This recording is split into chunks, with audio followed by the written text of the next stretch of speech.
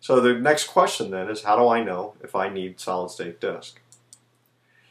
The number one driver is performance is impacting revenue. We've had many cases where some sort of a batch job or night processing operation takes an incredibly long period of time, and then that's slowing up other jobs within the IT infrastructure. Another example might be thousands of orders coming in simultaneously and not being able to accept all those orders because the disk I/O gets jammed up. So that's a case of where this makes a lot of sense. Then what we also focus on is there's typically specific components. Today, for the most part, we're not moving entire applications or entire application stores up into either flash or certainly DRAM based memory. Although I think in 2009 we'll begin to see some of that happening, especially, for example, in an Exchange environment, which we'll detail in a later screencast.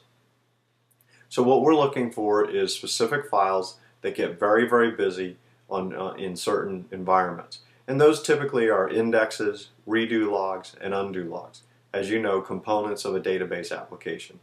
Today, by far the number one use case for solid-state disk technology. The other way you can tell is just by the current solutions that you're trying to use to solve any performance issues that you might have.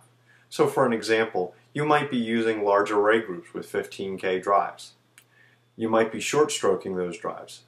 Short stroking is the process of formatting just the outer band of the drive, the fastest part of the drive, so that you can deliver the optimal performance. The downside, of course, of doing that is it's extremely expensive. You're probably giving up 2/3 of your capacity on a fast and very expensive drive technology.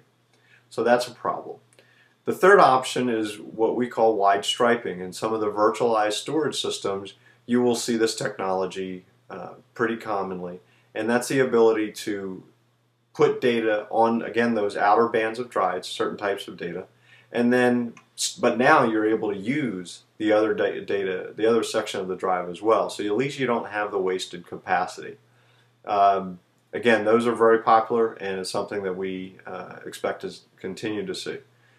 And then the fourth is building up a lot of application servers accessing those systems. So what you're trying to do here is to get around some of the latency issues where an application has to send a request, wait for the request to wait for something to come back to say it's okay, and then move on to the next request.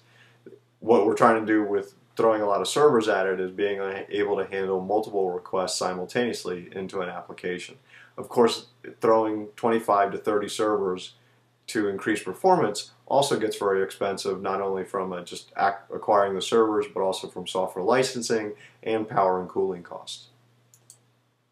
So the typical decision path for most users is to start with a standard system. You start to develop performance issues. You move to a larger array group, so more drives in an array. From there you might move to 15K RPM drives and short stroking, which of course causes a capacity issue. Or you might move directly to wide striping, which is putting that data across even more drives.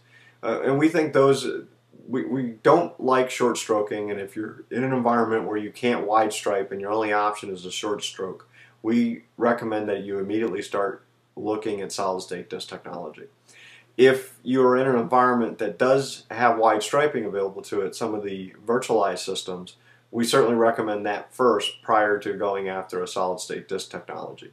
But at some point in any of these environments, it is likely that you'll need the performance capabilities of a straight solid state disk system.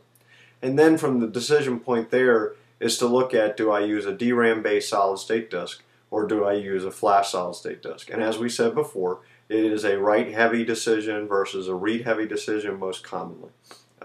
The DRAM based systems are smaller, and also because it's ideal because they're targeted toward write heavy environments. Most write environments are relatively small compared to a read environment because you know where the next write's going to be.